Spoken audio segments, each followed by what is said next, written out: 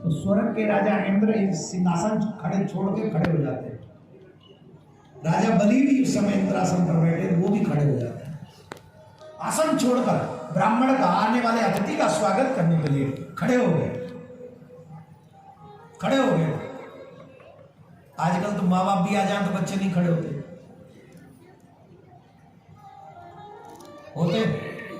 इन बच्चों से जाके मिल लो, अलग ही एटीट्यूड में रहते हैं, उनकी दुनिया ही अलग है, उन्हें किसी का आदर करने से कोई मतलब नहीं। कोई संत महात्मा हमारे घर में आ जाए तो माँ बाप को कहना पड़ता है प्रणाम कर लो, गुरु जी आए हैं। और कई बार तो मैंने तो कसम से, क्योंकि हम उस जगह पे हैं तो मजबूरी में हमें तो जाना ही पड़ता है, कोई बुलाता है तो जब जाते तो वो कहते गुरु जी आए प्रणाम कर लो, तो कई तो जो गुरु के देखते ही गुरु आया ही क्यों आया, हाँ कहीं तो गुस्से में आ जाते, ये क्यों आया, हाँ हमने बुलाए थे। ईमानदारी से बताओ, आजकल बड़े बड़े घरों में लोग, बच्चे कुत्तों से ज्यादा प्यार करते कि गुरुओं से, माँ बाप से ज्यादा प्यार करते कि कुत्तों से, बताओ जोर से बोलो। अच्छा एक बात समझो, भगवान ने तो बना के मनुष्य भेजा, ये बात समझ में नहीं आई। भगवान ने मनुष्य बनाकर भेजा, प्रेम कुत्तों से हो रहा है, कुछ समझ में आ रही है आपकी, कुछ समझ में आ रही नहीं आ रही, मैं समझाऊं, कहीं पिछले जन्म का कनेक्शन तो नहीं, बिना कनेक्शन के तो प्रेम हो ही नहीं सकता, या तो इस जन्म का होगा या पिछले जन्म का होगा। इस जन्म में तो कुत्ते तुम हो नहीं, इस जन्म में तो मनुष्य ही हो, फिर इस जन्म में कुत्ते से प्रेम क्यों है? जिसने माँ बाप ने तुम्हें जन्म दिया उन माँ बाप से उतना प्रेम नहीं है जितना कुत्तों से प्रेम हो रहा है। अरे भैया क्या हो, कई बच्चे तो मैंने ऐसे देखे, माँ बाप को घूर घूर को देखेंगे जैसे नेक और बस चले तो आंखों में से अग्नि निकलेगी, भस्म कर देंगे। आपने भी अनुभव किया होगा कभी, किस किस ने अनुभव किया?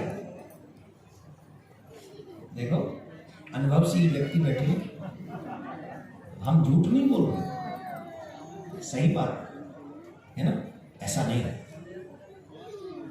अगर अंग्रेजी जानते हो तो अंग्रेजी में ही बोल देता हूं, you will be respectable if you give someone respect. If you respect your parents, saints and respectable people, then you will be respectable.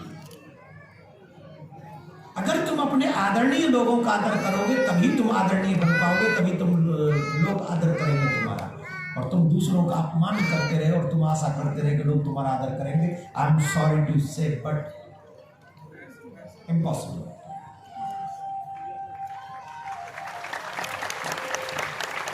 अंग्रेजी पढ़े लिखे हो तो अंग्रेजी में कहते हैं ना गिव एंड टेक, है कि नहीं? इंग्लिश में कहते हैं ना गिव एंड टेक, आप दो और लो, अंग्रेजी भी सीख लो, जो दोगे वही मिलेगा। और अगर हमारी भाषा में समझो तो हिंदी में समझ लो, जो बोएगा वही पाएगा, तेरा किया आगे आएगा, सुख दुख है क्या कर्म, सुख दुख है क्या फल कर्मों का, जैसी करनी वैसी भरनी, जैसी करनी जो करोगे वही भरना पड़ेगा। आदर माँ बाप का अगर तुम करते रहोगे तो भवसागर से तुम तरते रहोगे, भजन श्याम सुंदर का करते रहोगे तो भवसागर से तुम तरते रहोगे।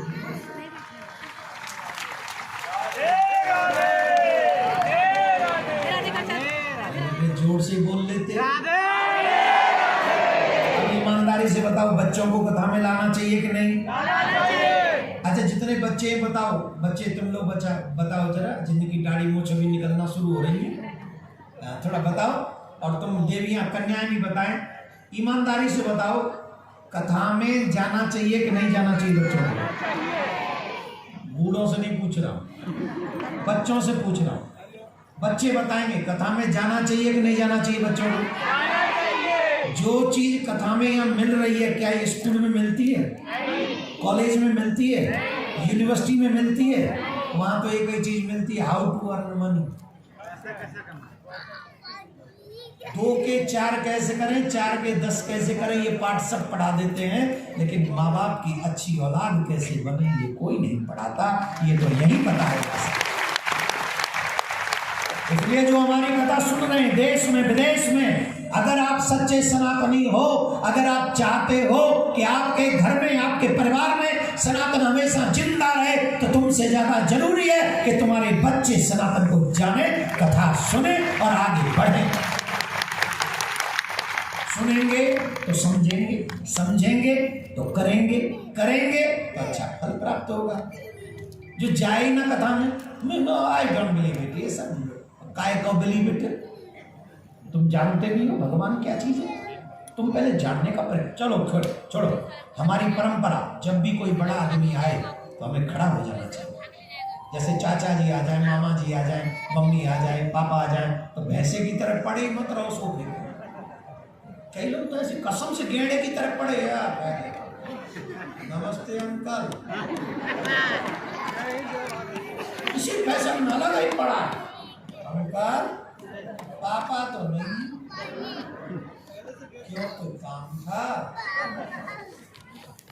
खाड़ो तो है जा गेड़ा।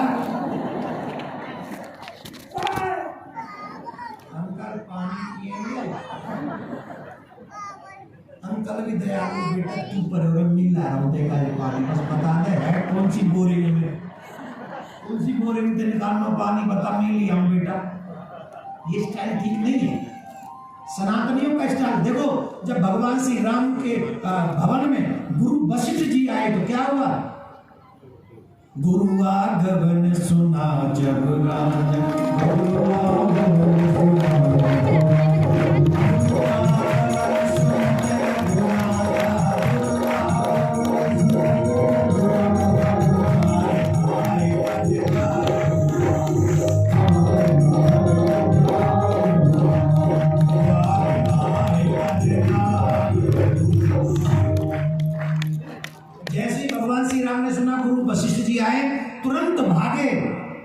कक्ष में से कहां पहुंचे?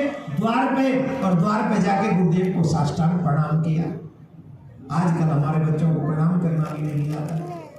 ये अभी मैं एयरपोर्ट पे था, आ रहा था एयरपोर्ट पे, अरे आप तो पंडित जी? नहीं, हाँ हम चौधरी साहब नहीं बन पाए, तो पंडित जी भैया। अब बता क्या कर, अरे तुम्हें तो हम वीडियो में देखते, कैसे हो? हेलो पंडित जी। राधे राधे चौधरी साहब। वो चौधरी साहब नहीं थे, तो मुझे क्या पता वो अग्रवाल साहब थे कि गर्ग साहब थे कि चौधरी साहब थे कि वर्मा जी साहब थे, कोई भी, मैं जस्ट चौधरी साहब बोल रहा हूँ, कुछ भी लगा लो उसका। मैंने राधे राधे साहब, वो हमसे हैंडशेक कर रहा है। बाबरे हमने अपनी पत्नी से हैंडशेक नहीं किया आज तक, तेरे से करेंगे? हाँ हमको डर लगता है हाथ मिलाने से।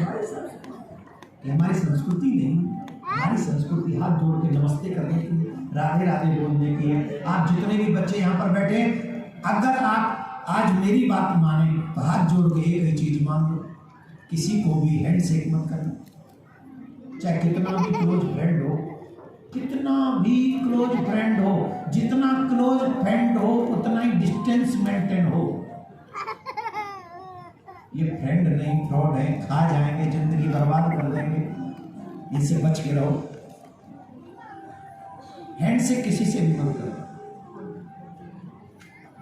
हाँ अगर कोई आदरणीय आ जाए तो उनके पैर छूकर उनका आशीर्वाद प्राप्त अवश्य करो, पैर छूकर। मेरा निवेदन है हर बेटे को चाहिए अपने माता पिता के नित्य चरण स्पर्श करे, नित्य। हर बेटा, शादीशुदा हो गए कोई टेंशन नहीं, शर्म मत करो, दाढ़ी बढ़ गई कोई टेंशन नहीं, मोछों में इंटा आ गया कोई टेंशन नहीं। माँ बाप के लिए हमेशा बच्चे ही रहोगे। तुम बूढ़े भी हो गए और माँ बाप जिंदा हैं तो भी नित्य जाके माता पिता को प्रणाम करो, चरण छुओ, दंडवत करो। बहुओं को भी नित्य सास ससुर के पैर छूने चाहिए, अगर सही बहू होगी तो, और अगर भली भलाई बहू होगी तो जो करना हो सो करो भैया, हम कुछ नहीं कर सकते आपका। लेकिन बेटियां कभी माँ बाप के पैर न छुएं। कई जगह पे ये भी भ्रांतियां हैं कि हम बेटियों से भी पैर छुपा लेते हैं, ठीक नहीं। बेटियों से पैर नहीं छुपाने चाहिए, बेटियों के पैर छूने चाहिए।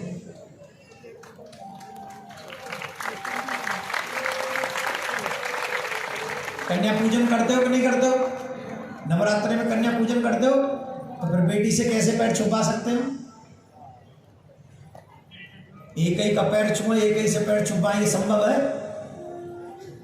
तो बेटी से कभी पैर नहीं छुपाने चाहिए। अब बेटी कहीं ऐसा ना हो कि इसी चीज को ससुराल में अप्लाई कर दे। पंडित जी ने कहा था आपकी बेटी से पैर नहीं छुपाना चाहिए, फिर पापा जी मैं भी तो आपकी बेटी जैसी हूँ। कई बहुओं तो यूं कह देंगे तो पापा मेरे माथे मटका फूट जाए, बोलिए। ऐसा नहीं, जब आप बहू बनती हो तो तब आप बेटी नहीं बहू बनती हो। क्या कितना भी झूठ बोल, इतनी बेटी बेटी कर रहा है तो फिर दहेज काहे को मांग रहा है?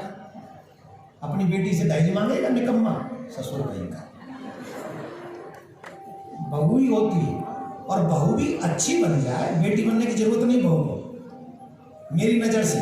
और ससुर को सासू को माँ बाप बनने की जरूरत नहीं, अच्छी सासू माँ बन जाओ, अच्छी, बुरी नहीं, अच्छी, और अच्छे ससुर जी बन जाओ।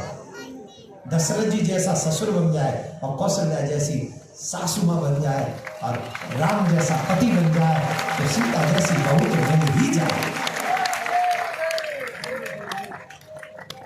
क्या बोलना पड़े? आनंद आ रहा है कि नहीं आ रहा है? नहीं आ रहा है तो पाप ज्यादा किए होंगे आप। पुण्यात्माओं को तो आनंद ही आता है। तो राजा बलि के द्वार पर वामन भगवान गए और वामन भगवान ने बड़ी प्रशंसा की राजा बलि की। राजा देखो, स्वर्ग का राजा है, खड़ा होकर प्रणाम कर रहा है, साष्टांग दंडवत। आजकल किसी की जेब में 2-4 लाख रुपया फालतू आ जाए, ऐसे हट के चलता है कि माँ बाप को भी ढंग से प्रणाम नहीं करता है।